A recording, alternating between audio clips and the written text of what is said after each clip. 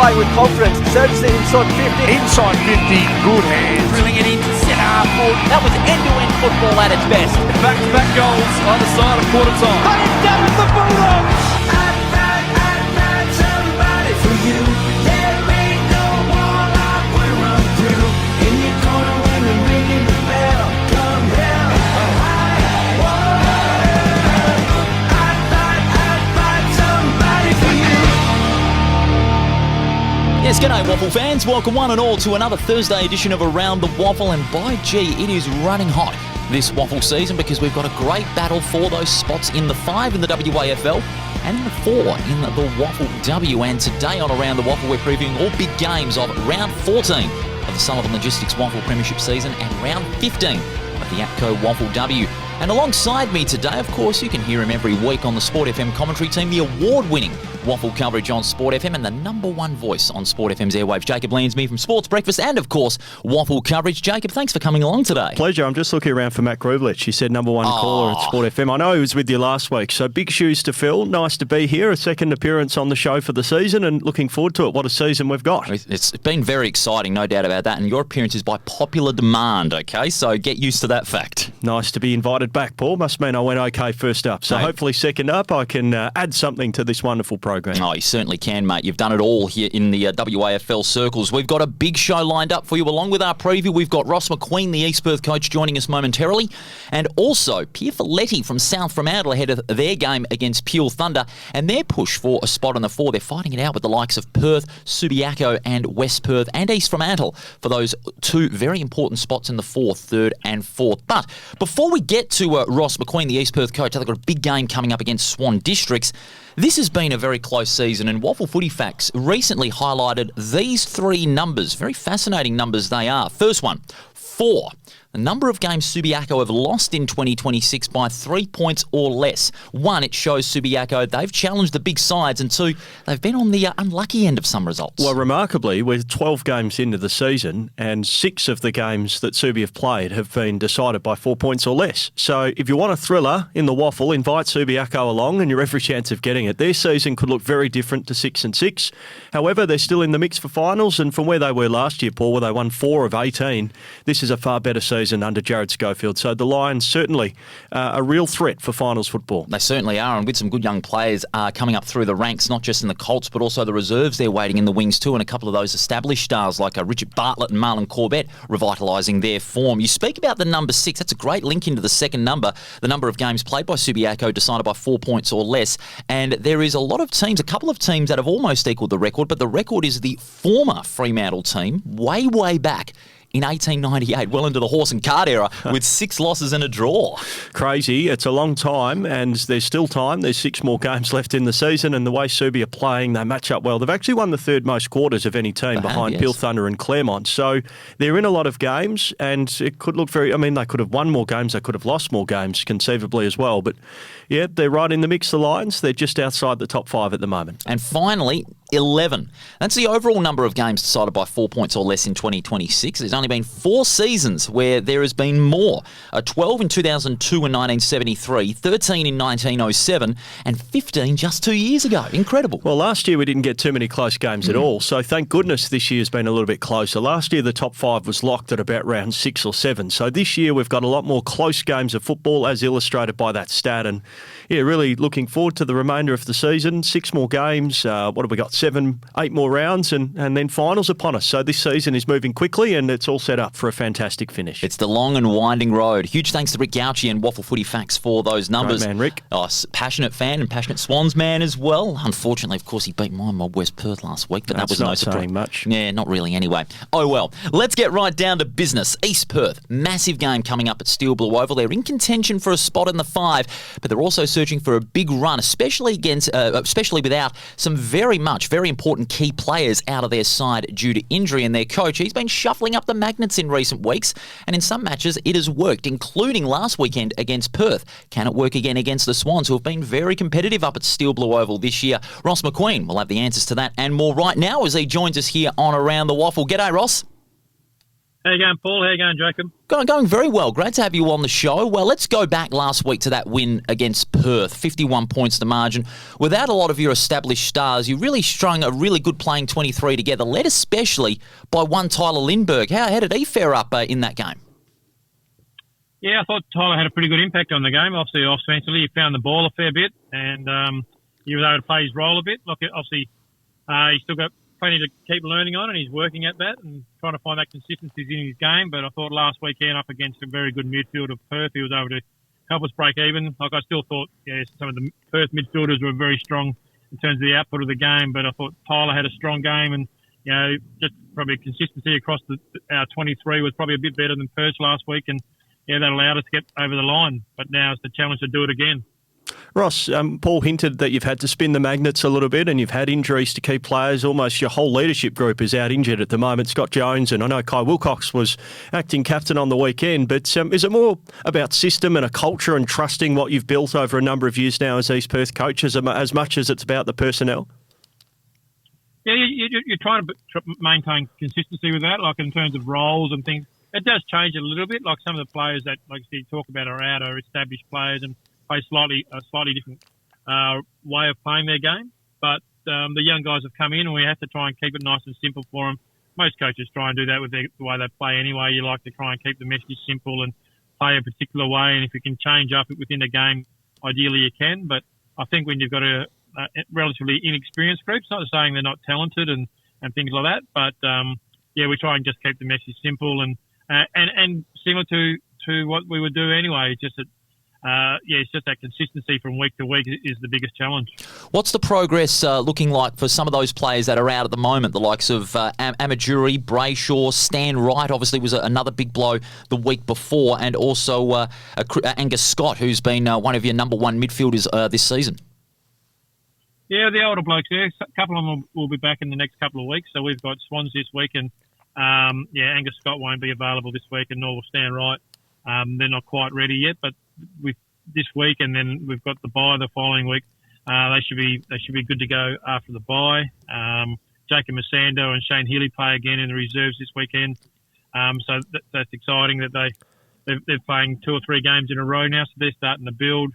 Ross McQueen has trained well the last couple of weeks, so he'll be in contention for this week. Christian Amajuri and Hamish won't be available for the back end of the year. They're actually progressing really strongly, but we're hopeful they'll be able to start playing some football the last round or two, just to start building. And all being well, we might be able to, if we're playing finals, they should be available. And Kobe Burgill comes back off his suspension this weekend, so he's available for selection this week. So we're getting a few guys back, but again, it is finding that balance of how long are they out of their game for, how quickly can you get them up to speed, and obviously trusting the guys that are taking their roles at the moment. So far so good. The last 2 weeks we had strong wins against two very good teams, but it'd be nice to have that pressure on the whole group to select your best side every week. But every club's the same. Every club's managing some injuries, and we're no different to that.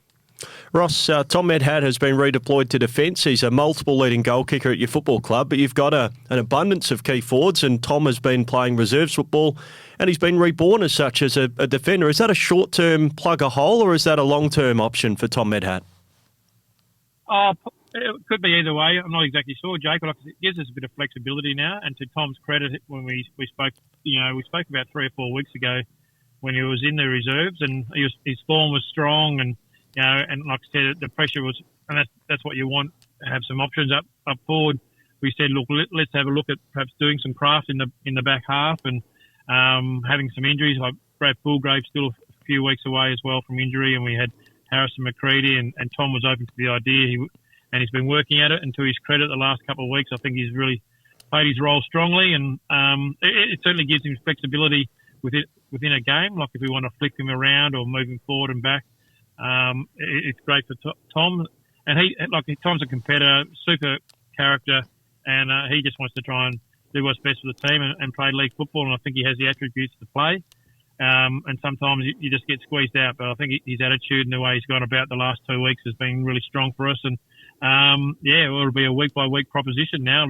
Tom will be able to put his hand up and say, look, I can play back and I can play forward, and the coaches can trust that.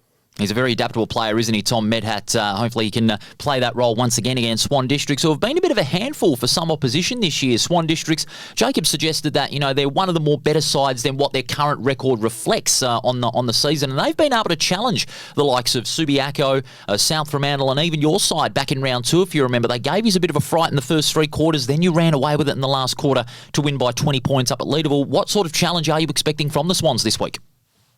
Yeah, no, I definitely remember round 2. They had us covered in most areas, and we found a way late to, like I said, just kick the last, I think, 3 or 4 goals of the game, and that was the difference. So, no, their form's really good. Like we looked at their numbers over the year, but in particular the last 5 weeks. In the last 5 weeks, they match up very similar to us.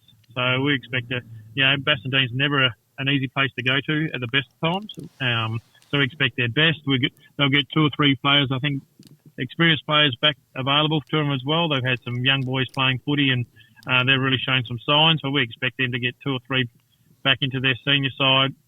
So we'll take nothing for granted, and that's the challenge. I think two teams have got some young boys playing good football, and the challenge for both myself and probably Prue is how do we get them to be consistent week in, week out, and with our senior players to maintain the intensity and the level and not try and do too much. So no, we're expecting a really strong game from Swan Districts this weekend, and if you're not on your medal, you will get taught a lesson. It's going to be a great battle on Saturday. Very much looking forward to watching that one at Steel Blue Oval. Ross McQueen, we really appreciate your time here on Around the Waffle. All the best at Bassendean on Saturday. Thanks, Paul. Thanks, Jacob. Appreciate it. Superb stuff there. Ross McQueen of East Perth. They're heading into that big game against Swan Districts. And, with players that are in and out of the side through injury and or suspension, coaches moving the magnets around is not an uncommon practice. It isn't, and I think it's a great show of faith in players. And I mentioned Tom Medhat there, and he's looked pretty assured down back, and saw him playing reserves down back, and noted his ability to read the play, which is a hallmark to a key defender these days. So you find out more about your players, and I think in time it actually gives you great versatility and flexibility. So in the long run, these injuries to East Perth could actually help them. They'll grow their depth, and they could be an even more formidable opponent come finals time. Especially with those players to come back, the likes of Amaduri, Brayshaw and Stan Wright in the next week or two. It should be very interesting indeed. We'll take a break, and when we do come back, we'll preview that game and all the round 14 action of the Sullivan Logistics WAFL Premiership season. It's all thanks to our fine friends at Front Row Screen Sports, Sullivan Logistics, District Promotions and Grants Car Stereo in Morley. Back with more after this.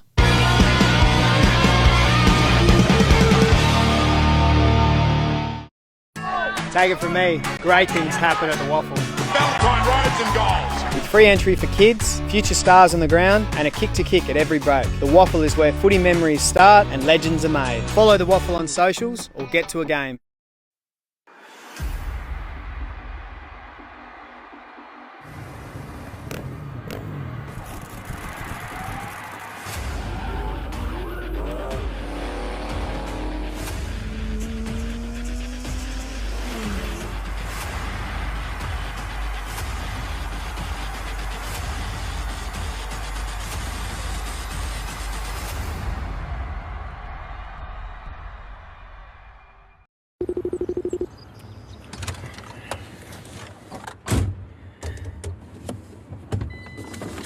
Hey Siri, how to connect Bluetooth to Mac truck?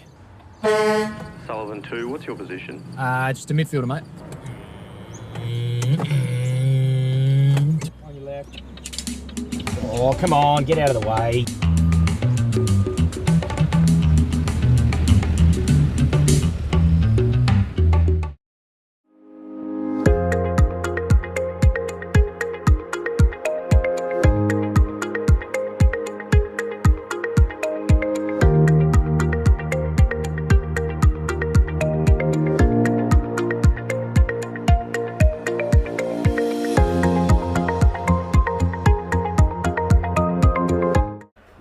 Car Stereo Morley, proudly supplying and fitting quality car stereos for over 15 years, selling top name brands like Alpine, Focal, Rockford Fosgate.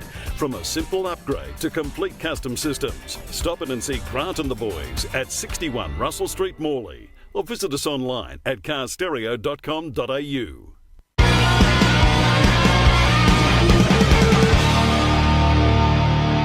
Thanks for joining us here on Around the WAFL. You're watching on YouTube and listening on where you get your podcast. Thursday preview show. Paul Persick and Jacob Landsmeer from Sport FM with you, bringing you all the action that is to come this weekend in the WAFL and WAFLW. Don't forget later on, Faletti from South Fremantle is going to join us ahead of their big game against Peel Thunder in the WAFLW. And also, we're going on location this week, to Joondalup and West Perth. Spoke with their coach, Aidan Lynch, their assistant coach rather, with their league coach, Paul Sanzoni, away on other commitments during the week. Aidan Lynch stepped up to the on-location spotlight on West Perth and how they're going to be faring in the future. Let's go now to the round 14 action, Jacob. This is a big one to start things off at 2:10 p.m. live on Channel 7. Claremont and South Fremantle, the second time these two sides have met in the top three. And for Claremont, there's a bit of extra incentive there. Premier Ruckman Ollie Eastland plays game 150. What a great career it's been. He's won 2 best and fairests, and I know he's won the WAFL Player of the Year on this show in the past, Paul, on a couple of occasions too. And yeah, he's been, along with Scott Jones, the real preeminent ruckman of the WAFL over the last decade. Ollie's first game was my second as a broadcaster, so I often remind him of that. And he's going strong. I like to think I'm still going relatively strong as well. Put each other on the map. Certainly Ollie's had a wonderful career. It's been great to see. They're still chasing that premiership, but with him leading their ruck division, I'm sure they're as good a chance as ever. You mentioned it's the second time they've met this year, so they met all the way back in round 3. And 4, and round 3, and that was the end of the streak for South Fremantle. So they had their win streak. They equalled their longest ever win streak of 17, and the win streak was broken by Claremont with a late goal from Jack Muzica. So let's hope this game's every bit as close. It's NAIDOC round, and certainly an exciting celebration of Indigenous culture. So looking forward to that. I love this celebration. The Indigenous jumpers, they just get better and better. The design and the themes for all the WAFL and WAFLW teams embracing the NAIDOC spirit this week. It is going to be magnificent. It's their annual NAIDOC round clash this time at Revo Fitness Stadium, and that matchup in the ruck is going to be one to look out for. Hamish Free versus Ollie Eastland. By gee, that's going to be huge. Well, I think there might be some doubt around Hamish Free. He didn't finish the game against Subi, so hopefully he's fit to take his place. West Love did a calf, so he won't be there to play his old side. So maybe a Rolly Colborne leads the ruck for the Bulldogs. But certainly Ollie Eastland and Hamish Free is a very tantalising matchup, provided Hamish is fit to take his place. And Claremont have relied on Eastland a lot, haven't they, over recent years. Caelan Lane finished up his WAFL journey. He's gone back to Albany earlier on in the year. So they don't really have a lot of ruck depth, Claremont, either. So both teams very reliant on their number one big man. And hopefully, for both, they're out there and playing big roles on Saturday. Bletchenden, of course, did not play last week against Subiaco. Is he going to come back? If he does, that's a bonus for the Bulldogs midfield. He should. He was out with illness, so it wasn't an injury necessarily. It was illness for Tom Bletchenden, a best and fairest and a dual premiership player. So they've got depth in their midfield. I think that's one area of the ground South Fremantle don't struggle for troops. And Matty Parker's come back. He's missed most of the year. Isaiah Winder, he's probably on Sandover medal form at the moment. They've got no shortage of options to throw through there. And Craig White has a lot lot of talent at his disposal. Certainly does. Not just a young talent, but those at the experience as well. We saw where Matty Parker spark it up for South Fremantle last week in that 1-point win over Subiaco. He is another key as well. But Claremont, should Bailey Rogers come back, that is going to be massive because he was missing the previous game. I think he's still a week or two away. Now, whether they rush him, it's a big game. Claremont win, they open up a gap between them and the Bulldogs.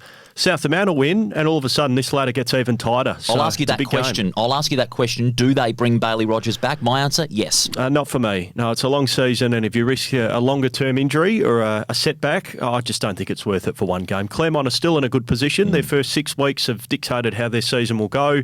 Their last 6 weeks haven't been great. They've only won twice, and they've both been by single-figure margins, but Bailey Rogers is an A-grader. They need him in September, not in July, and not worth the risk. And they've got A-grade midfielders everywhere. Elliott was magnificent last week in the loss to Peel Thunder. Callan England, below 20 disposals, below his lofty standards, but he's still quite handy in the middle as well. And they've got some good options up forward. DeLacy, he known to be played more up the ground, played on a wing for most of the afternoon, and that limited Claremont's tall options up forward, and they relied heavily on Zach Mainwaring, who kicked 4 first-half goals.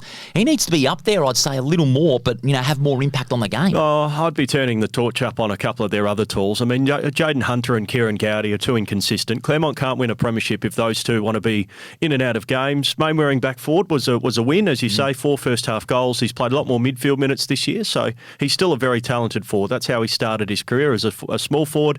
You mentioned Cullen England. Yeah, quiet day for the co-captain. He's another Sandover favourite and had the big mark taken on him at the end by Aidan Riddle. How ironic is that? Well, it's a riddle in itself, Paul. A Claremont Colt turned Peel Thunder league footballer and docker kicks a winning goal against his old club. So I'm not sure Claremont fans enjoyed the trip back down the Kwinana Freeway back to Claremont after that. I'm not sure those riddle puns are going to end in a week or two. No mistake about that. With all this in mind, perfect conditions, both teams stacked. Who wins? I think Claremont for me at home. Very close game. Don't think South Fremantle's form is spectacular over recent times. Neither's Claremont, to be fair. So this is a real toss the coin kind of a game. Can easily see this being another single-figure margin. This could be another game decided by 4 points or less. So add that, Rick, to your fact foul for WAFL Footy Facts. We might see this one decided by single figures, but Claremont just for me. It is a real flip of the coin, isn't it? And with the conditions suiting both sides, it's really going to be a toss-up to see who wins. I'm going to say, I'm going to flip this fictional coin for our YouTube viewers. Heads, South Freo win. Tails, Claremont lose. I'm going South Fremantle. All right, so we differ on our first tip on Around the Waffle today. I just feel that for the reigning premiers, this is a game that they need to win because, both teams' form hasn't been convincing. South Fremantle, think about it, almost blew that game against Subiaco. If they had lost that game, the pressure certainly would have been on everybody. Well, remarkably, Paul, they're third on the ladder at the moment. If they lose that game, they're outside of the top 5. That's how close it is. So Souths are just keeping their head above water. A remarkable game. We broadcast that one on Sport FM last week. Conceded the first 4 goals to Subi, then kicked the next 10, kept Subi goalless for 2.5 quarters, and then Subi kicked 7 goals in 15 minutes and just ran out of time to engineer one of the more remarkable comebacks. So South's playing well in patches, Claremont playing well in patches. It's about now that you try and get your best form as you run towards finals. Who wants it more? That'll be the big question for both teams at Revo Fitness Stadium on Saturday. So will this one down at Good Grocer Park, East Fremantle and Peel Thunder. That's at 2:30 live on 7+. This one's very interesting because East Fremantle, more often than not, they've been hard to beat at home since returning to the Good Grocer Park. But Peel Thunder, they're on top of the ladder. They're a game clear, but they counted their lucky stars in that last quarter, and especially with the 4 outs that they had, with them coming back, it could be very devastating. But having said that, East Fremantle do have the tendency to play very well at home, more so these days. Well, the conditions dictate that, Paul, a lot of the time. There's one end of the ground, generally speaking, known as the Canning Highway end, that is affected by a very strong wind. It generally means that's a scoring end, and it keeps teams in the game maybe longer than in conditions where there isn't an end affected by the wind. The interesting game, this one. Peel last week, and you saw the game, but they're obviously not at their best. No Jeremy Sharp, a few other late withdrawals. No Tuia Walters and Nichols as well. Yeah, so a bit of illness went through the camp last week. They did well just to find a way in the end. East Fremantle have had a terrible run on the injury front. I mean, they were 6 goals up on West Coast, though, on Friday night, so their best is good enough to compete with AFL-listed players. They'll have that again here. But I just wonder if they've run their race this year, East Fremantle. I think their injury list has actually got to a point now where Bill Monahan doesn't have a lot to call on. Their reserves are yet to win a game. I find it hard to make a case for East Fremantle here. I think Peel are going too well. I don't think they've run their race just yet because with the injuries that they have got, you talk about, the likes of Montalban, Avery, of course, has been out for a while, out for the season. Maguire out for the season. Baskerville, he's out not until round 16 where he'll play again. But they do have a lot of good young faces in that side. They've got new faces in the likes of Robinson and Smart, who gel so well in front of goal. They struggled against the West Coast Eagles on Friday night, but they've still got some hunger there out of the middle of the ground, and that's where I reckon it could be won, even against the likes of the experienced Peel midfielders. And keep in mind, no Mason Cox, keep in mind, because he got picked up by the Dockers for tonight's game against the Sydney Swans. And Sean Darcy, could he be back in the Peel side? Well, he's been listed as managed, and this is a fascinating one, Paul, because will he play? So is he been managed not to play at any level, or has he been managed to have a 7-day break? Because Fremantle short turnaround Thursday night football against Sydney, 5-day break, coming off injuries this year, Sean Darcy. Does he get up for a Saturday WAFL game? Does he lead the ruck against Luke Schneider, himself a former Docker? We will find out, but I'll be interested to see what Peel's team looks like, because all of the emergencies for the game against Sydney will be available because the Dockers will have played. If the Dockers get through without any injuries against the Sydney Swans, we'd imagine that all their reserves will play, and maybe even Sean Darcy will play. So it'll be a very strong Peel side. East Fremantle's midfield is good. You mentioned Joyce and Cleaver. Harry Marsh is back. Cleaver's in Sandover form as well. He's one of the contenders too. Yep, and Robinson, Vladic, Smart. They do have targets ahead of the ball. Their backline, though, no Lennon Marlin, no Kobe Austin. You mentioned no Jack Avery. He played 15 minutes in round 1. That's his season for East Fremantle. That was against Peel in their first meeting. So, but they do have John O'Marsh, who's played well down back too. So he's that barometer in that back six, isn't he? He's had a superb year and deserves some credit. But Interesting. I don't think Peel play Shark Park all that well. There's actually country championships on this week in Perth, so all the teams come down from the various regions for Country Week, and they're playing at the Goodgrocer Park tomorrow on Friday. So there'll be a lot of foot traffic. I just wonder what the ground looks like. There's a bit of rain forecast for Friday here in Perth, and that could actually make it a little bit interesting come Saturday with a few of those Dockers, how they go in those conditions. And that's why I've gone with East Fremantle. I've gone with a bit of a boil over. I just feel Peel Thunder don't play that ground all too well at times. And with the wet conditions, if they go with that mostly tall lineup, that could be a detriment. I'm going with East Fremantle. Yeah, Peel for me. I think the Thunder are the form team. But they have won 8 in a row, and that win-loss will change at some point. You can't go through the rest of the year undefeated, I imagine. So they're probably going to lose one in the run towards finals, but they've got a very strong side. They do. And I think Peel will be too strong here. It's going to be a good game, though, at Goodgrocer Park in perfect conditions down there at East Fremantle, and so will this one, of course. Jacob and the team broadcasting live on Sport FM from 2:30 and, of course, live on 7+ as well. Swan Districts and East Perth, their second meeting of the year. Swan Districts, you've been on the record many times saying that besides the record that they have, 4 wins and 8 losses, they're a very good side. They're very competitive, and you make a good case for them, especially when they've got players like Pina, Kelly, Jesse Turner, Clint Hinchcliffe, the former cricketer, is having a wonderful season, and of course William Reedy, who has been on a bit of a down patch in recent weeks since the state game, but so they do have some good competitive players out in the field. They do, and they're one of the better 4 and 8 teams, and their record against top 5 opponents, they're in a lot of games. You referenced with Ross just now the game earlier in the year in round 2, and they led that match for 3 quarters and just got overrun in the last term. It's been a problem for Swans over many years, their last quarter performances. They seem to be trying to rectify that. They had the famous come from behind win over Perth mid-season, so I give them a chance here. I just think East Perth are starting to build something that's sustainable.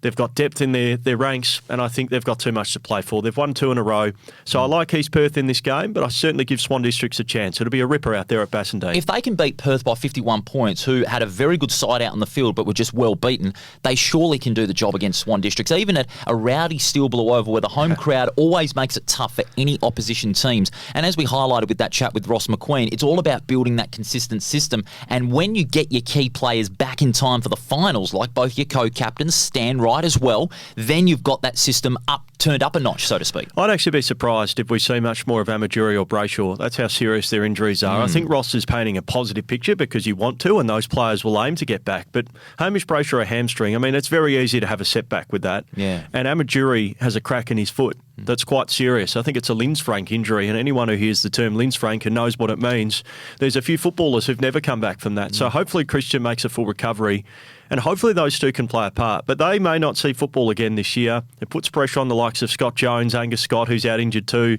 Stan Wright's out injured. So, yeah, they're senior players, they're leaders, but they're starting to build a group underneath that can come in and play important roles. It does create opportunity for those youngsters, especially Tyler Lindbergh. How is he not on the league side on a consistent basis? I'll never know. His performance in the reserves grand final is a benchmark. He won the best on-ground performance medal that day, and I reckon his matchup, I'd put him on Turner. If I was Ross McQueen, I'd be putting him on Turner. He's got almost as much pace as Turner. Okay, Lindbergh's a bit younger, so it's easy to make that comparison, but he's very steady on his feet. Good ball, run and carry through the corridor and can generate forward penetration. I'd be putting Lindbergh on Turner for this one. He just had a little setback mid-season, didn't he, Lindbergh? Went back to the reserves for a couple of weeks. But largely speaking, he's been there all through the year. But he was best on ground last week.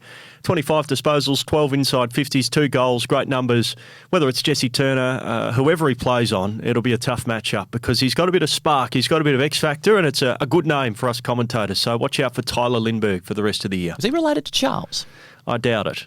Yeah, I'm not sure. If you're wondering who Charles is, he was the first to make a solo non-stop transatlantic flight. And Tyler, he was flying around Optus Stadium last September. Yes, he was. And he was flying around Leederville Oval last Saturday. Yes. I'll give you that. I'll pay that one. There We're go. even, 1-1. Yes, 1-1 in the puns game, but enough of those for now. But just looking at the sides on paper, you'd say East Perth, because of class they have got. Yeah. But Swan Districts, they have been able to challenge, and like you said, it's been their last quarters that have been very patchy, and even at home, they've suffered those last quarter blues. And that's why I've gone with East Perth in this one, because they look a more consistent side. Swan Districts are still searching for that complete, consistent game. We agree on this one. The Royals will win and make it 3 in a row, and with a couple of other crucial games in this round, Paul. Who knows where East Perth could finish this round? They could be as high as third and really putting pressure on even the top two. Yeah, it's going to be a round of many possibilities, and we're not done just yet. We've got a game on Sunday coming up, and this one is a beauty. At 1:10 p.m. at Mineral Resources Park on Sunday afternoon, the co-tenants do battle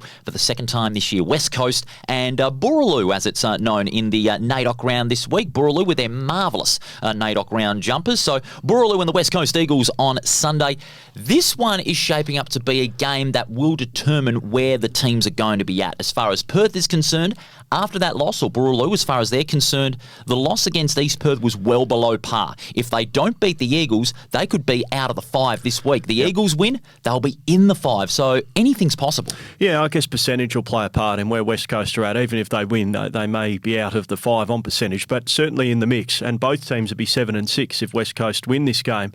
I'm not sold on the Eagles, I must say, in the WAFL. I don't like their consistency. There's a lack of it, and ultimately that will determine your success in a season. 6 and 6 reflects inconsistency in performance, and even in the game against East Fremantle, they were 36 points down. True. If you're playing a Claremont or you're playing a South Fremantle, you probably don't get a chance to come back. You're put away, and that's the end of your game. So West Coast, they're just another team for me. I don't see them. I know there's a lot of fear from people in the WAFL. Oh, here come West Coast, and they've got all these AFL players, but they're young, they're inexperienced, and I still think the top end talent in the WAFL, in clearly Peel, but also Claremont, South Fremantle, East Perth, should take care of them. So interesting game this one. Be a really fascinating watch on Sunday, but the Demons is my tip for this one. But I think you've been a bit unfair on the Eagles as far as they're concerned. Okay, they've got a lot of inexperienced players, but they have been able to get the results against top teams. Think about it. They beat Claremont. They beat East Fremantle. They almost beat East Perth on a Friday night, so they can challenge. Yeah, East Fremantle aren't a top side. Claremont, they played one really good quarter of football, and that was enough to win the game. I think their performance is still patchy. They should have beaten East Perth. They kicked 6 behinds in the last quarter. They kicked 1 goal 9 after half time. They're professional AFL footballers, and they lost that game because of a lack of skill. So I don't trust West Coast yet. I have no faith in them going deep into the season. But if they can beat Perth, I might have to come on around the WAFL later in the year, Paul, and amend this particular statement. Need some ham pie, maybe. It's a no from me for West No, Coast. you've gone the Simon Cowell. I don't think West Coast fans will be happy about that. But, looking at Perth, like I said, that loss was subpar because they've got such a great list of talent in that side. Constable in the midfield, Sandover medalist, of course. Up forward, Clark, and they missed Kane Johnson out there. He was a late withdrawal before that match, so they were short a tall option. But should he come back this week, that's going to be a huge boost to the forward line because they've got a lot more consistency in their forward line. They have consistent, avenues to goal. Absolutely, and Blake Schlenzog hasn't played at all this year. He's a test to return this week. So whether he plays straight into the league team, there's no reserves because they're playing West Coast. So do they hold fire with him for another week? You mentioned Kane Johnston. Look, they've been up for a while. They had great wins over Claremont, South Fremantle, either side of their bye. They've never lost consecutive games under Mark Stone. So every time they've been beaten, they've responded with a victory, and that means Mark Stone's able to summon something from his group when they're challenged. So I like that about Perth. They've now beaten every team under Mark Stone's watch as well, so they've sort of broken down some of those barriers. They couldn't beat Claremont, they couldn't beat South Fremantle, they couldn't beat East Perth for a long time. They didn't beat them last week, but they did beat them earlier in the year. And they did beat Peel Thunder by a point earlier this season too. Thunder. So they're starting to take care of some of the teams that have given them grief over time. This is one they need to tick off. Beat West Coast comfortably in round 1. Can they replicate it here in round 14? And I reckon they can as well on Sunday. They've got the lineup, they've got the cattle, they've got the class. All they've got to do is show for it. And for Perth, Boorloo, it's a yes from me as far as that's concerned. So Perth to beat West Coast on Sunday, and it should be a fascinating game too in what is going to be very good conditions out here in the West. It's going to be a big round. 4 games. You can see it live on 7+. And of course, in the case of Swan Districts and East Perth, he and his great team, Jacob Landsmeer, leading the Sport FM commentary team for another big game, proudly representing the brand. You can hear it live. Big build up from 2:10. It's going to be a massive day out at Steel Blue Oval. We'll take a break, and when we do come back, we'll be chatting with Faletti, the South Fremantle WAFLW coach, ahead of their game against Peel Thunder, as they are well entrenched for a fight for 3rd and 4th place with still 4 rounds remaining. It's going to be one hell of a fight. Stay with us on Around the WAFL. More after this.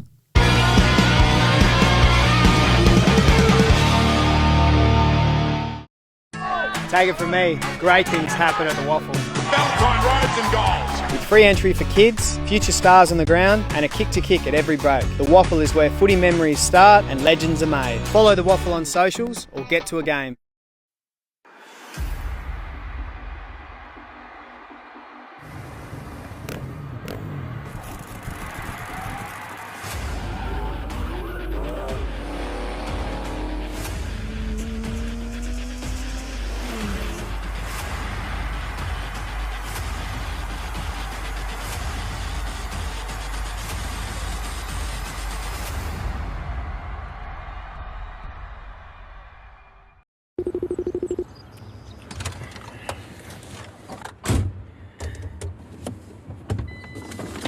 Hey Siri, how to connect Bluetooth to Mac truck? Sullivan 2, what's your position? Just a midfielder, mate. On your left. Oh, come on, get out of the way.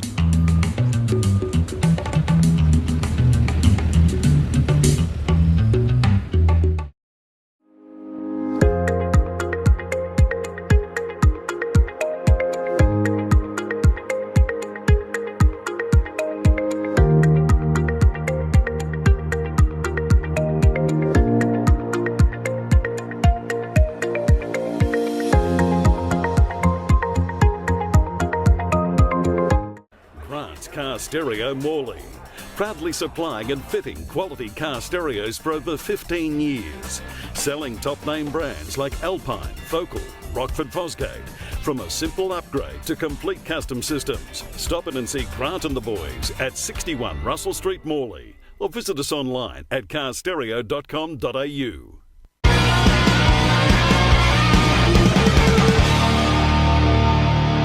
You're back with us here on Around the Waffle. Paul Persick and Jacob Landsmeer bringing you all the action that's to come this weekend in the WAFL and the WAFLW. Of course, we previewed round 14 of the Sullivan Logistics WAFL Premiership season. Now we go into the second half of our show and a big round in WAFLW, Jacob. Of course, Sport FM, of course, will be broadcasting the East Fremantle East Perth game from 12:15 at the Good Grocer Park, so make sure you tune in for that one as well. And of all the WAFLW games are live, free and in full on the official WAFL YouTube channel. One of those games is at Lane Group Stadium this weekend, Peel Thunder and South Fremantle. And recently, our next guest signed an extension contract for a couple of years at South Fremantle, and they're well entrenched in the fight for a spot in the top four.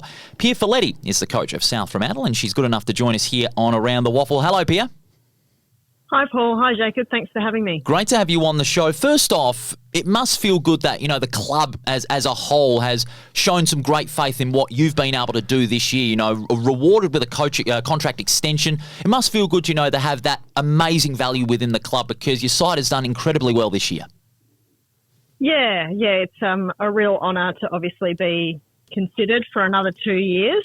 And I'm really looking forward to another 2 years of growth and learning and improving on results. Hopefully this year we can go better and make our charge for the finals. Pia, it was a lovely announcement too. It happened with all of the playing group together, the male and female playing group. Yourself and Craig White were both announced as having contract extensions for 2 years. So that just shows the synergy and the connection at the South Fremantle Football Club. Have you felt that love from the entire South Fremantle community? Yeah, absolutely. And it's part of the reason it was a real no-brainer to say yes to an extension.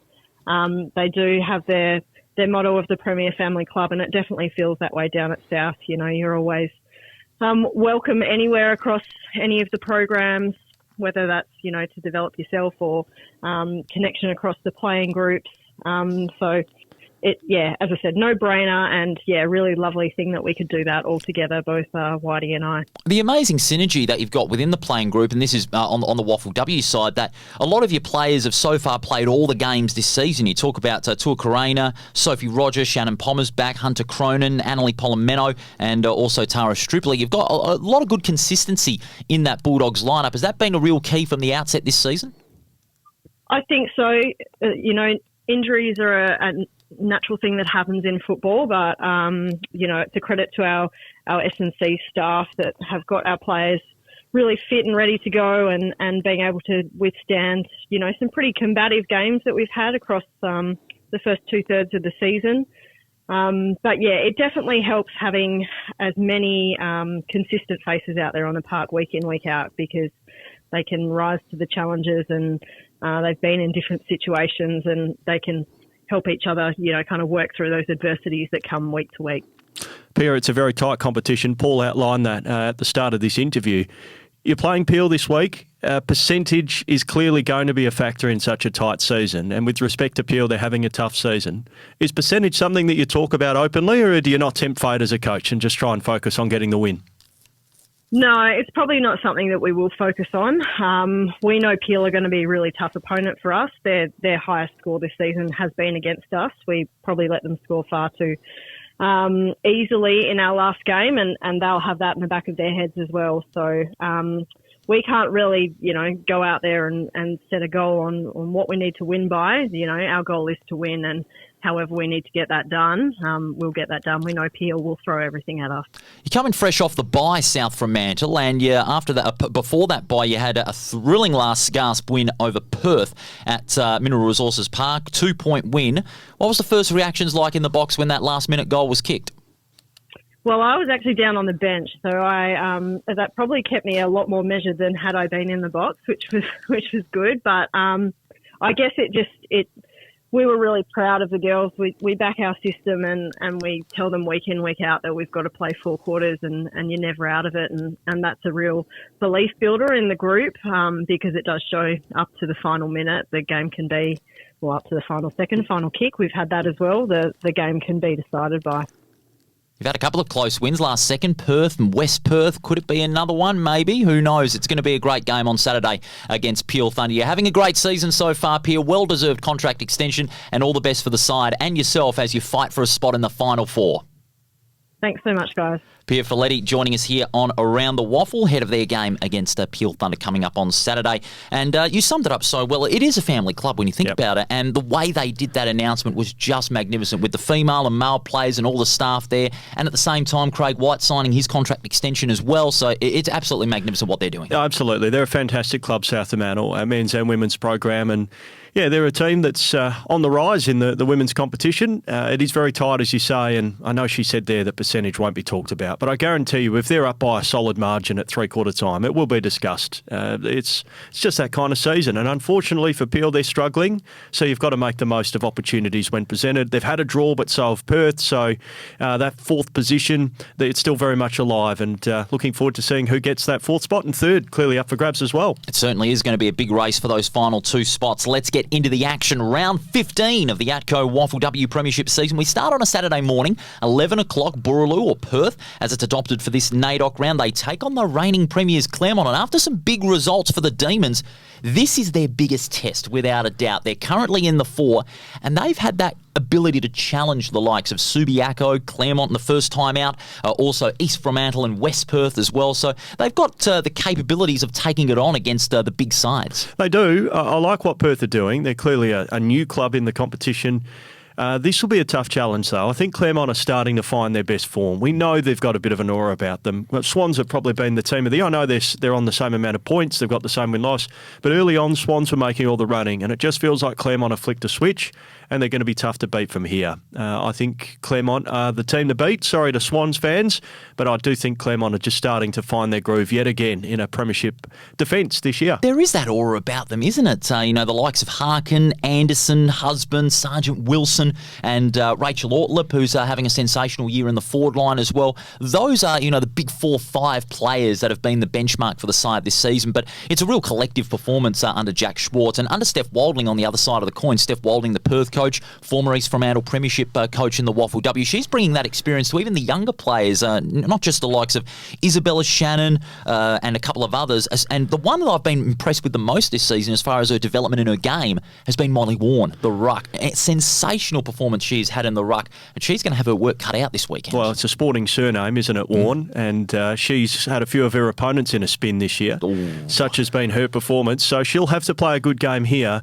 I get the impression you're almost leaning towards an upset, Paul. No, not really, but I reckon it's going to be very close. Don't expect this one to be a 6-goal blowout. Do not expect it. It's going to be about less than a goal. I reckon Perth are going to give Claremont a fright, but Claremont will have enough class to emerge victorious. Well, you mentioned it's Saturday morning, and there'll be a fair bit of weather around, I'd imagine. Still Saturday morning before we clear into quite a nice day. So it might be tough. Goal kicking might be tough, and that might make the game a bit more of a scrap. Yeah, it could be true about that, but you never know. This Perth weather has been very unpredictable. We've brought Melbourne weather into this time of the year during the winter, so there's no doubt about that. But Claremont, I think we can agree. Claremont, just a little more class up the ground, and they'll get the job done, but it won't be comfortable. No. How do you stop Jamie Harkin? You can't. No, you can't. You cannot. Harkin, definitely a contender for the Daraku medal this year. He's having another great year. How is she not on an AFLW list? I will never know. No, but she'll just continue to dominate and put together one of the great CVs in the WAFL women's competition in the meantime. It speaks for itself, doesn't does. it? Premierships, Dara Kerr medals, Lou Nitter medals, just sensational. Now we go over to Lane Group Stadium at 3:40 on Saturday. We spoke with Pierre Faletti, the South Fremantle coach, about this game. But Peel Thunder and South Fremantle, they clash at 3:40 live on the WAFL YouTube channel. And it is going to be another tough one, you'd feel, for Peel Thunder, because not only their win-loss record, but obviously they're still developing as a side. They've been around the block in the last few years of the WAFLW. They've been in grand finals, won premierships, but they're in a tough phase, and every club goes through that. So I don't think we can be too harsh on Peel Thunder, because they've got some good talent in that side. Wrigley, Newson as well, and Bilsich. They've been three of their best players. Absolutely, and it's going to be small wins. It mightn't be victories on the scoreboard. It might be players who identify themselves. I mean, they won 2 premierships. Got to remember that. That doesn't seem all that long ago to me anyway, that they were a force in this competition. Now they're at the bottom and this happens. This is the cycle of football. You've got to enjoy winning, because it's no guarantee to continue forever, and Peel will be back. Just don't lose faith in this Peel Thunder outfit, and I don't see them challenging Souths here. Souths have too much to play for, but yeah, just little wins. Players who identify themselves for the future will be the aim for Peel from here. Their forward line has been their big improvement, because South Fremantle struggled for consistent goal kickers last year. This year, they're starting to string some good avenues to goal. Hadley, Polomeno, and also Shannon Pommer's back. They have kicked above 10 goals, and the common thing about that, they've played all 12 games so far this season, so they've been a consistent, regular input of scoreboard pressure this season. Well, consistency is the key to anything, and to be consistent, you've got to be out there and playing a role. You've got to be confident in your body. You've got to be confident in your teammates delivering you the ball. So, yeah, consistency is the key for those players, and I'm sure they'll hit the scoreboard again here for South Fremantle. Ash Gomes, what a season she's had as well. I reckon she's going to be, no disrespect intended, she often runs rings around opponents, and she could be doing that again on Saturday. I must say, I'm not quite accepting of her in the red and white just yet. I'd still like to see her in blue and white as an East Fremantle player, a premiership captain, but she's moved on for highly publicised reasons, and she's made the most of her new opportunity at Souths, and good luck to her. She's a champion of the competition. She certainly is, and averaging 17.7 disposals a game really speaks for herself, and of course coming back from a recent suspension as well, she's picked up where she left off, no doubt about that. As far as the game's concerned, conditions are going to be ideal by the afternoon, as you said. South Fremantle, they love to play those kind of grounds where the wings are a little more open. They've got good run and carry through the corridor and in the wings as well, and with that in mind, don't be surprised if South Freo win, if we're being honest. Yeah, look, I know you said the weather conditions will be good, but again, Country Week, so Mandurah is hosting an awful lot of Country Week football. That's right. And that'll mean this ground is highly chopped up because of the foot traffic on it. So do expect a bit more of a scrap. I'm not sure that'll be what Souths are after, but I do think Souths by 5 to 6 goals. Yeah, same here. South Fremantle in that one. And then West Perth and Swan Districts. Now, we said last week that, some teams are facing must-win Boulevard or last chance Saloon, whichever way you put it. This is the one for West Perth, because they're facing the top side Swan Districts and, in my eyes, the premiership favourites, Swan Districts, who have got Jamie Henry, who was recently crowned WAFLW Player of the Year. But you've also got a lot of stars around her that can perform if Henry goes down. You've got the likes of Baker, Sly, Sharp. They have got depth that is times 10. They've just turned it up a notch. They, at times, can out-Claremont as far as depth is concerned and the way they win their games. Well, no doubt the disappointment of last year's grand final is going to drive them in the back half of this year. Oh, yeah. West Perth are a good opponent. I think they're building nicely. This is a danger game for Swan Districts. It's up at Joondalup, isn't it? So HOF Health Insurance Oval for this one, and I'm sensing a chance for West Perth in this one. Swans had a very good season, but West Perth looking to really push for a spot in the top 4 themselves, so a lot on the line here. This is probably game of the round for me in actual fact. I will agree that it is a game of the round because of what it brings for both sides. There's a lot of danger for West Perth. If they lose this game, then a Final 4 spot would be completely out of the question, even how close the competition is, because when you look at their side, they've got good talent, but they're very patchy. That's the word I'd want to use, patchy. They're not doing it on a consistent basis. They've been able to challenge the likes of Claremont Subiaco. They beat Subiaco once, but they weren't able to get it done against Claremont, because if you look at their 2 encounters against Claremont, they came back in the last quarter and only lost by 2 points, and then they got thumped by 78 points. They need to challenge those top 4 opponents on a consistent basis, and they're not doing that. Well, ultimately, your season will be defined by your result results against the teams in the top 4. True. And the ladder doesn't lie. It's one of my favourite terms in sport. That's right. By the end of the year, the ladder doesn't lie, and those numbers paint a pretty sorrow picture for West Perth. So here's a challenge. You're playing the top team, equal top team anyway, in Swan Districts. Let's see how good you are. Who's going to be in the spotlight for West Perth? Just looking at their side, we'll go to Swan Districts in just a moment because you've hinted at an upset, and I still can't believe you have, and I think you're nuts for doing that. Looking at the players they have got, not a lot of them have played all 12 games this season. Some that have, Kayla Vandenhever, Jess Roper, they're going to be under the spotlight because they average a lot of the ball, but they're going to be up against the likes of Baker and Henry. Well, Henry in her own right, I mean, she's going to get 30 possessions, on a dime. She's just so capable of finding the ball. I mean, West Perth are coming off a very disappointing defeat last week to Claremont. So how do they respond from that game is a real key, and they've got to start well. Yeah, I'd be interested in your opinion on who you think's going to star in this one. I mean, Mia Robus is a player of potential, isn't she? And the former netballer Stacey Francis Bowman, she can get her hand to the ball in the ruck, but will she be able to impact around the ground? Against Lauren Quaife in particular. Yeah, that's going to be a tough ask. So, there's a couple for me, but who do you think will really impact the game for West Perth? Well, I think when you're looking at it, up forward, Zoe Huggett, she's having a great season up forward. She's playing a little bit more deeper inside 50, playing mostly in the goal square, but can provide that avenue to goal. And at times, she can be a bit of a goal sneak, and that's a good thing for West Perth. Absolutely. But she needs some backup in the forward line. Sabrina McKinnon needs to deliver that as well. Absolutely, yeah, you need goal-kicking options. One goal, which is all they kicked against Claremont last week, isn't going to cut it here against a very stingy Swans defence, and I say that as a compliment to Swan District's defence. You don't want to be conceding easy goals, so that'll be a challenge for West Perth up there this week. I'm still going Swan Districts. I'm not convinced. You've gone Swan Districts as well? I have gone Swans as well, but West Perth I think will be much better this week after a tough outing. Gee, it's tough 2 weeks in a row. Claremont and Swans are top 2 teams for West Perth, so we'll find out more about them on the weekend. It's a tough stretch, no doubt about that, but Swan Districts for us in that game on Saturday evening, and then Sunday, live on Sport FM, by the way, from 12:15 at the Good Grocer Park. It's East Fremantle taking on East Perth.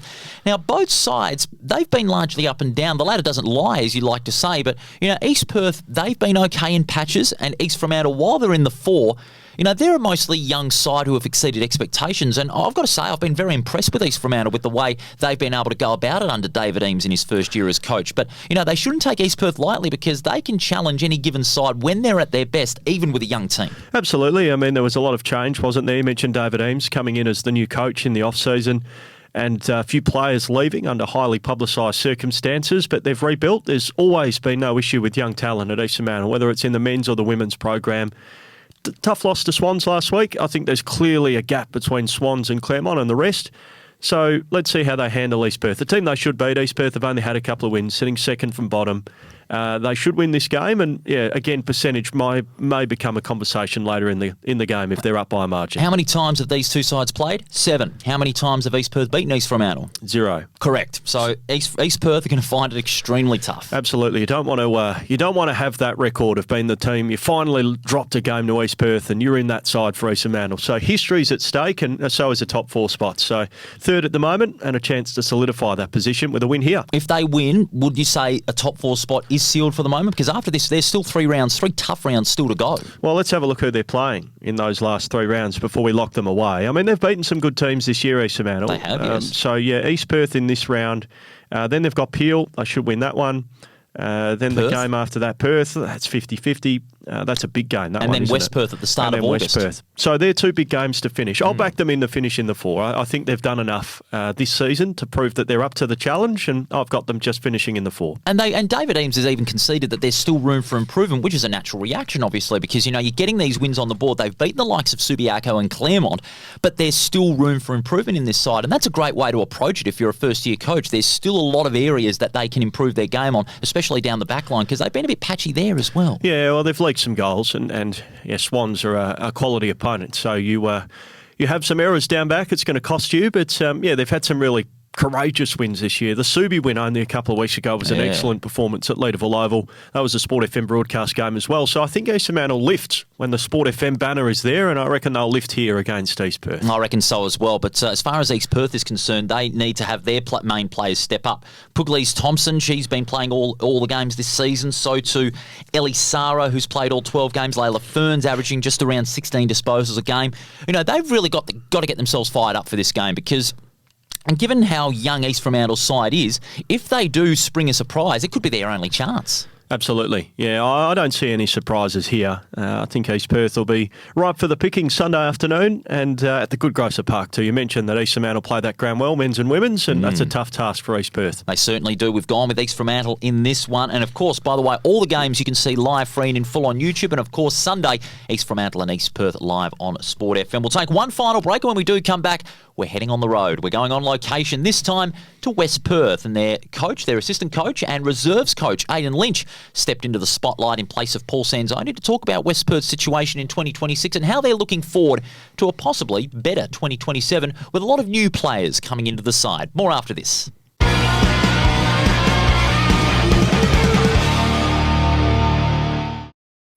Take it from me, great things happen at the WAFL. Valentine rides and goals. With free entry for kids, future stars on the ground, and a kick to kick at every break. The WAFL is where footy memories start and legends are made. Follow the WAFL on socials or get to a game.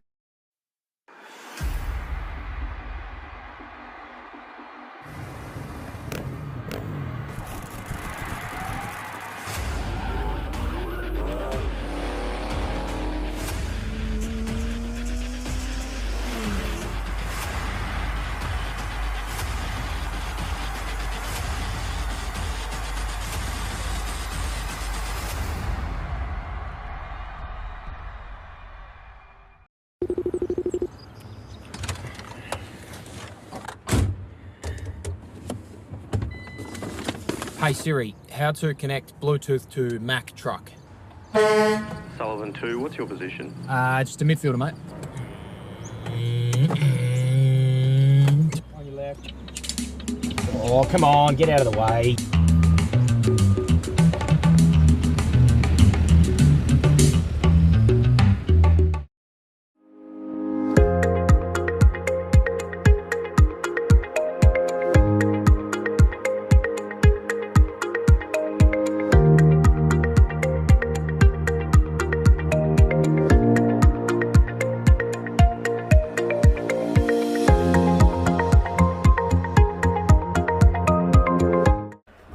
Car Stereo Morley, proudly supplying and fitting quality car stereos for over 15 years, selling top name brands like Alpine, Focal, Rockford Fosgate.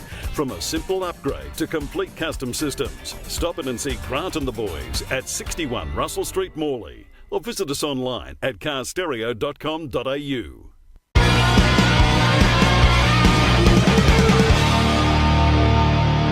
Back with us here on Around the Waffle. Paul Persick and Jacob Landsmeer with you as we conclude this week's episode with a little bit of on location, Jacob. Now, West Perth, in the men's side, they have not been, obviously, the best side. You know, they've been well down the ladder. They're virtually condemned to their first wooden spoon since 1992. But they're building for the future, aren't they? Because they've got a lot of good young players in that side. And with their young'uns sticking around for possibly 2 or 3 years at least, they're on the rebound. We hope so, but at least Paul Sanzoni's throwing the magnets around. He's trying things. He put Tyler Keitel in the middle last week and then threw him down back. Young Lockie Carpenter goes forward, kicks 3 goals, so you find out about a player, and if you're not going to win, and winning's great, I mean, it gives everyone a real lift if you're a supporter, but winning can cover your sins sometimes, and I think what Paul Sanzoni's doing is trying to identify young talent for the future.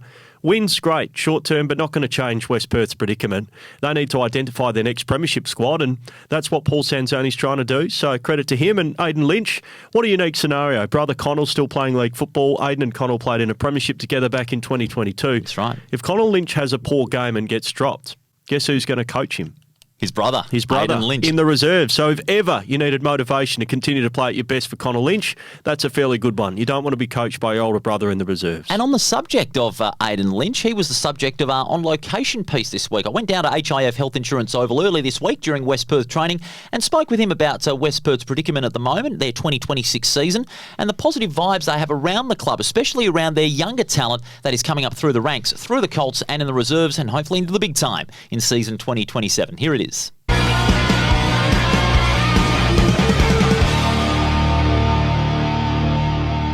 Not since 1992 that West Perth have been shackled to the bottom of the ladder. Not that the club want that record. But despite only having 1 win this year, there is still plenty of pride among the playing group. And that is a positive boost for assistant coach Aidan Lynch. I'm not sure you ever prepared for a losing season and talked about injuries. We we've lost our captain, Luke Meadows, Noel Pegraro prior to the season. So when you lose at least just 2 key players like that, it affects things. And things haven't quite worked out exactly how we'd wanted, obviously. But we still think there's lots of positive that have come from this. And really, really good opportunities to learn as a club and as a team. Returning to West Perth this year after a PFL stint in Scarborough, he has juggled the workload of assistant coach of the league side and coach of the reserve side, which can be at times consuming on any given coach. A lot more meetings, I'll definitely say that. So, you spend a lot more time, not necessarily on the field. You're off planning, prep, and I suppose reviewing sessions, players, and prep for games and that. So some aspects are extremely fun. I love the connection with the players still. I find that's been fantastic. I've loved being back at the club with guys I've played with previously, but also guys I've coached in the younger brigade with through the Colts and Futures and Development Squad, which has been fantastic to kind of see guys. When I started my journey nearly 8 or so years ago coaching, and they started the West Perth journey in development squads, to see them now be senior players is fantastic. While there have been very few, he's enjoyed the good moments of season 2026 in the league side, like their upset win over East Perth on WA Day. Oh, it was fantastic. I was so happy and proud for the group and for Sansa to get his first win for this season. And it just shows we can do it. And East Perth are probably a contending team for the premiership this year. And I think if we get consistent performances from all our players and buy-in and selfless acts, we can win games next week when we play Subi and for the rest of the year. So I think we've shown we can do it. We just need to be a bit more consistent and refine that belief about it. While veterans like Black, Meadows, Keitel and Knott are getting towards the end of their career, the role that they have played as mentors to the young Falcons waiting in the wings is another plus for the Falcons' future. You may have a long or brief time at the club, but if you do your best and help others do their best and be a mentor, like you said, Paul, for younger players and leave the place better than when you joined, that's a win in some respects. We might not be winning games on the field, but we've still got leaders and players that are helping that younger brigade, as you mentioned, which is a positive. Like I said before, we certainly take from the season. And with more young kids expected to be regulars in the league side in 2027, could there be more wins on the board as West Perth resume the rebuild? We've got a young list, a lot of graduating Colts who are extremely talented and players we are excited for now and in the future, and been lucky enough to get some wins in the twos through that one club approach. So although the ones might not be getting the results, and the ones are the priority, we've looked at as a whole club, one club approach, and for us and the Colts to be doing well, and the women's program's fair as well, to be doing well too, is a positive for the club. There's no denying that through the ups and downs, West Perth remain a committed club, and even with their experienced players getting toward the final stages of their careers, there's a lot of young up-and-comers that are set for West Perth's future, and possibly in the next 2 years they'll look to build as a consistent finals contender. But this year, at least there's a lot of respectability to be earned. Down here at HIF Health Insurance Oval, Paul Persick on location for Around the WAFL.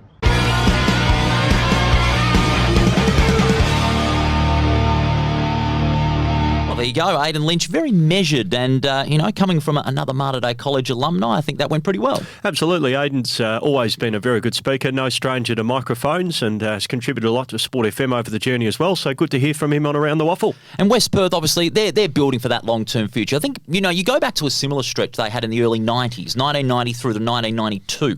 They won a Colts flag in 1990, their only Colts flag. Their Colts stuck around for 3 more years, got to a grand final under Jeff Geeshan, and then won a flag 2 years later. So I think they're looking at the long term. Hopefully it'll be another 3 years, you'd say, before they make another appearance in the finals. Well, the good news is it doesn't take long in the WAFL. I mean, there's 10 teams, whereas in the AFL we've got 18, soon to be 19. And North Melbourne have been down the bottom for a long time. West Coast, Essendon, St Kilda. A lot of teams have never made it out of purgatory. For West Perth, only takes a couple of years and you can be back towards the top. So don't lose faith, West Perth fans. As you mentioned, 1992, their last wooden spoon. The next year, they actually played in a grand final. So you never know what might be possible. It's a funny old world, WAFL football, and who knows what might happen with West Perth. Big thanks, though, to Aidan Lynch and Clinton Rudd, their football performance manager, setting that one up for us. And a big thank you to you, Jacob, for stepping into the Around the WAFL chair to preview all the action. It's a huge weekend coming up. It is. Thank you for the opportunity, and thank you to all of the audience on Around the WAFL for welcoming me back. And I know Matt did a sterling job last week, so